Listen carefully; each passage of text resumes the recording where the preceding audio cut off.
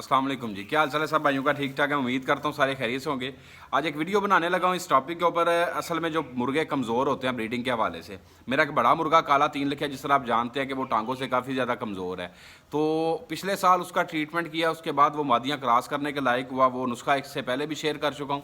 तो दोस्त अक्सर पूछते रहते हैं व्हाट्सएप के ऊपर आके, तो मैंने कहा चलें एक मरतबा ज़रा दोस्तों के साथ शेयर कर दूं अगेन, क्योंकि अभी मैं मेडिसिन बना रहा था। तो इससे ये होगा कि आप दोस्तों का भी फ़ायदा हो जाएगा, क्योंकि मैं तो ऑलरेडी बना ही रहा हूँ।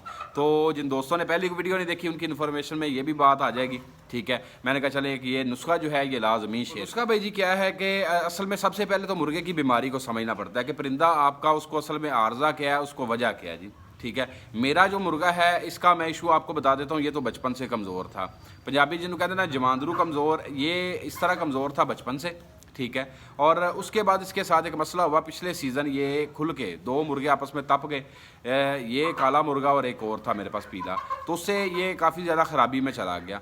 ख़राबी में अब जब चला गया तो वो मतलब ये तो टांगों से भी बिल्कुल बैठ गया, ये गिर गया हुआ था एक साइड के बल। तो उसके बाद मैंने बहुत ज़्यादा ट्रीटमेंट किए, देसी दवाइयाँ वो मैंने की। उसके बाद जो इंग्लिश मेडिसन है जिसमें इंजेक्शन है वो काफ़ी सारा, मतलब पट्ठों की ताकत के लिए जितना कुछ हो सकता था ना जी, वो मैंने किया। लेकिन ये मुर्गा ठीक नहीं हो रहा। फिर ये मुर्गा किस मेडिसन के साथ, किस दवाई के साथ ये ठीक हुआ, क्या इसको ऐसा मैंने दिया कि ये मतलब खुद से मादियाँ क्रॉस करने के लायक हो गया। उस टाइम मशीन एक मेरी ख़राब होगी, जिस वजह से मेरे वो चिक्स जो है ना वो बने हुए ज़ाया हो गए, इनक्यूबेटर। लेकिन फिर भी इसके कुछ बच्चे अल्हम्दुलिल्लाह कुछ 4 से 5 बच्चे मेरे पास आ गए हुए थे जी। ठीक है, अब वो नुस्खा मेरे मुर्गे को क्या मसला था वो आपके साथ शेयर करता हूँ। असल में सबसे पहले हमारे लिए समझना ज़रूरी है कि परिंदे को मसला क्या है। जो बंदा मसला समझ गया वो बंदा कामयाब हो गया जी। तो मेरा मुर्गा इसको इशू मैंने आपको बता दिया, जिस तरह बचपन से इसको मसला था। मैंने ना जी काफ़ी ट्रीटमेंट की है, मुर्गा ठीक नहीं हुआ। मेरे एक दोस्त है फैसलाबाद से, उनके साथ मैंने मशवरा किया। जब उनके साथ मशवरा किया, वो समझ ले मुर्गों के हकीम है, वो इस चीज़ को समझते हैं जी, अच्छे तरीके से समझते हैं। मैंने उनको बताया यार ये मुर्गे का इशू आ रहा है, मेडिसिन ये भी की, ये भी की, ये भी की। उन्होंने कहा शाह जी मुर्गा इंज करो, थिंदा करो, मतलब अंदर से ऑयली करें इसको, अंदर से ना ये मुर्गा खुश्क है। अब मैंने कहा खुश्क वाला, मैंने कहा कोई घी वाली खुराक बना के दे। उन्होंने कहा नहीं जी देसी घी की खुराक ना बनाए, मुर्गा ज़ाया हो जाएगा, ख़राब होगा मज़ीद। तो मैंने कहा फिर क्या तरीकाकार किया जा सकता है। उन्होंने जो मुझे बात की, उन्होंने कहा जी मैंने एक आइडिया किया है, ये जो बशीर पुरबाना साहब वाले परिंदे हैं ना जी, ये मसले मसाइल का शिकार क्यों है, इसमें आर्जे क्यों आते हैं। ठीक है, उसने कहा जब मैंने आपका मुर्गा, उन्होंने हालांकि तस्वीर में या वीडियो में देखा हुआ था जी। उन्होंने कहा जी कि आपके मुर्गे को जब मैंने वो नलियाँ शलियाँ देखी हैं, उसकी तबीयत देखी है, मुझे लगा है कि जिस तरह खून बहुत ज़्यादा गाढ़ा हो ना, ठीक है, ये रीज़न आपके मुर्गे को बना है कि इस वजह से आपका मुर्गा जो है ना वो इस कमज़ोरी का शिकार है। तो फिर उन्होंने मुझे एक मशवरा दिया। उन्होंने क्या दिया, उसने कहा जी आप मुर्गे को बखड़ा खिलाएं। पंजाबी जी कहते हैं जी पखड़ा, पखड़ा ही हम लफ्ज़ यूज़ करते हैं जी। उर्दू में क्या कहते हैं अल्लाह बेहतर जानता है जी, पखड़ा। इस नाम से ये आपको पंसार स्टोर से कहीं ना कहीं से ये चीज़ मिल जाएगी जी। तो वो चीज़ क्या है आपको सबसे पहले तो वो दिखाता हूँ जी। एक जड़ी बूटी है, ठीक है जी, वो मैं आपको दिखा देता हूँ। ये उसकी वो फार्म है जो आपको शॉप से मिलेगी। ठीक है, ये कांटे नुमा है ऊपर, ठीक है, आप चेक कर लें जी। ये उन्होंने कहा जी आप पखड़ा ले लें। फिर उसका ये तैयार करने का, खिलाने का उन्होंने मुझे तरीका बताया। उन्होंने कहा जी आप जैतून का तेल लें, मिसाल है 2 4 5 चम्मच, आप तकरीबन 50 ग्राम पखड़ा ले लें जी, 100 ग्राम ले लें। तो उसको फ्राई करें। अब फ्राई होने के बाद मेरे पास जो चीज़ बनी वो देखें, कलर इसका चेंज हो गया, जैतून के ऑयल में ये फ्राई हुआ है। ठीक है जी, ये आप देख लें। इसको उन्होंने कहा जी उसका मैं आपको बताता हूँ ना तरीका। पखड़ा ले लिया, पखड़े को जैतून के तेल में हमने फ्राई कर लिया। फ्राई करने के बाद उसको करना जी ग्रैंड। ठीक है जी, मैंने ये तैयार किया। ठीक है, और ये ग्रैंड करने के बाद की कंडीशन, इसको पाउडर कर लेना है जी। ये जैतून के तेल में फ्राई हो चुका है। अब मैं खुराक का आपको तरीकाकार बताता हूँ जी। और यकीन करें कि बहुत ज़्यादा मेडिसन, बहुत कुछ बड़े महंगे महंगे इंजेक्शन मैंने ला के मुर्गे को लगाए, बहुत ज़्यादा खुराक देने की कोशिश की, कुछ ताकत वाली, ताकि मुर्गे को कुछ फ़र्क हो, कुछ फ़ायदा हो। लेकिन भाई जी बिल्कुल बेसुध, मुर्गा ठीक नहीं हो रहा था। एक तो मैंने खुला छोड़ा, ये फ़ायदा हुआ, और दूसरा असल जिस चीज़ ने फ़ायदा किया वो ये चीज़ थी, और ये बिल्कुल हकीकत बात है। ठीक है, इस चीज़ में अल्लाह पाक ने शिफा रखी है, जिस तरह दोस्त ने बताया, जिस तरीकाकार से मैंने दिया। अब ये जो मेरे पास फार्म आ गया, फ्राई करने के बाद पाउडर कर लिया। पाउडर करने के बाद अब रूटीन क्या, दिन के टाइम पर आप बाजरा शाजरा दें, जो परिंदा आपका खाता है उसको दें।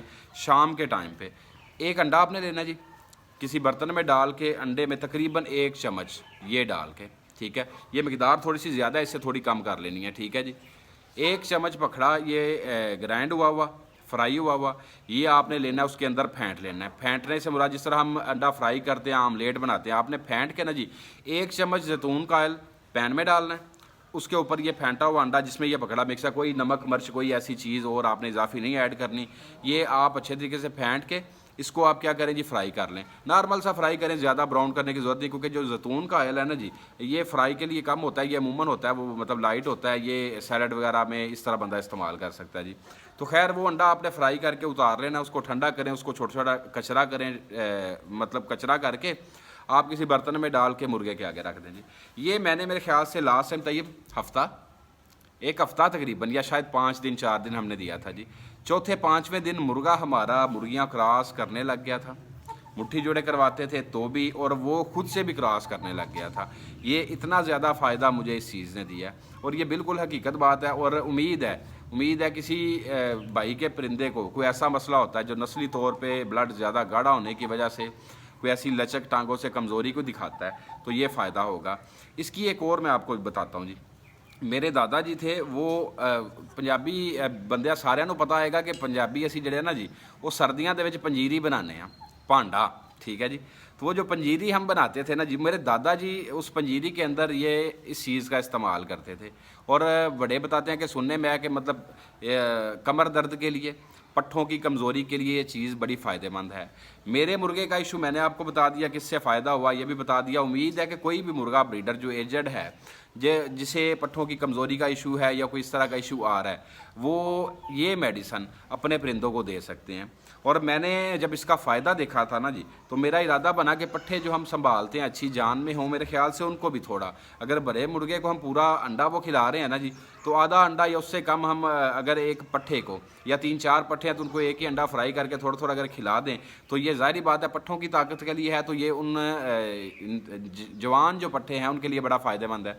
बल्कि जो स्टार्टिंग में 6-7 माह की एज में पट्ठे जो हैं वो टांगों की कमज़ोरी का शिकार होते हैं, ये हम उन्हें भी दे सकते हैं। एक बेहतरीन किस्म की चीज़, बेहतरीन किस्म का नुस्खा, तरीकाकार सारा आपको बता दिया, क्योंकि ये चीज़ें जो है ना, देसी कोई मेडिसिन कोई भी चीज़ है वो एक तरीकाकार के तहत इस्तेमाल की जाए उसका फ़ायदा होता है। अब इसको हम डालडा में फ्राई करें शायद ये वो फ़ायदा ना करे, इसकी मिकदार कम ज़्यादा कर दें तब भी शायद फ़ायदा ना करे। मिकदार, तरीकाकार सारा कुछ आपको बता दिया है, और उम्मीद है इंशाल्लाह आप दोस्तों को जिसका फ़ायदा हो। इसके अलावा मैं आप दोस्तों के साथ एक आध नुस्खा शेयर कर देता हूँ। वो शेयर किया जी, वो जिस चीज़ से फ़ायदा हुआ हो ना जी, वो किसी दोस्त के काम आ जानी चाहिए। मेरे पास 1-2 पट्ठे थे, बल्कि लास्ट दिनों आपको पता है उस्ताद मजहर सऊद साहब से मैं 2 पट्ठे लेके आया था, ठीक है जी। उनमें से एक पट्ठा बीमार हुआ, शदीद बुखार, क्योंकि यंग एज 6-7 माह वाली ये थोड़ी क्रिटिकल होती है जवान पट्ठों के लिए। वहाँ यहाँ प्लाट पे ला के मैंने छोड़े, को परिंदे उनकी दौड़ शोड़ लगवा रहे हैं, कुछ उनकी एज ऐसी है, उनके मसल्स वगैरह थोड़े वीक होते हैं, या वो अपनी वो ग्रोथ वाली एज में होते हैं जी। तो वो पट्ठा मेरा टांगों से बैठ गया। जिस तरह ठीक तरीके से डुड्डे हो जाते हैं, मतलब टांगों में क्रॉस भी थोड़ा आ गया, वो इस तरह मतलब चलना शुरू हो गया। दूसरे तीसरे दिन वो टांगों से बिल्कुल बैठ गया था। अब उस पट्ठे को किसी चीज़ से फ़ायदा हुआ, क्योंकि बीमारी और आर्जा या मसला जो भी था वो नया नया था जी। वो मैंने क्या किया जी कि B12 का इंजेक्शन और उसके अंदर एक डाकाड्रान का इंजेक्शन, ये मिक्स करके मैंने मेरे ख्याल से 2 से 3 इंजेक्शन लगाए हैं, एक दिन छोड़ के एक दिन। तो पट्ठा जो है वो उठा के मैंने क्या किया है, प्लाट से मैं घर पे ले गया, खुड्डे के अंदर खड़ा कर दिया। उसका फ़ायदा ये हुआ कि एक तो जो बड़े परिंदे उसकी दौड़ लगवाते थे वो भी काम ख़त्म, पट्ठा रेस्ट में आ गया। उसको ये ट्रीटमेंट किया जी, B12 पट्ठों की ताकत के हवाले से बड़ा ज़बरदस्त किस्म का इंजेक्शन है जी। वो जब मैंने ट्रीटमेंट उसका किया, मेरे ख्याल से तीसरे दिन चौथे दिन पट्ठा वापसी बहाल अपने पाँव पे खड़ा हो गया। वक्ती वीकनेस का वो शदीद बुखार की वजह से शिकार था। हाँ, साथ में बुखार के लिए मैं पैराडोल सिरप उसे देता रहा हूँ जी, क्योंकि बुखार उतारना लाजमी है, ये सबसे पहली शर्त है। जो असल मसला उसको बुखार की वजह से वीकनेस आई थी, पहले बुखार का ही मैंने ट्रीटमेंट किया।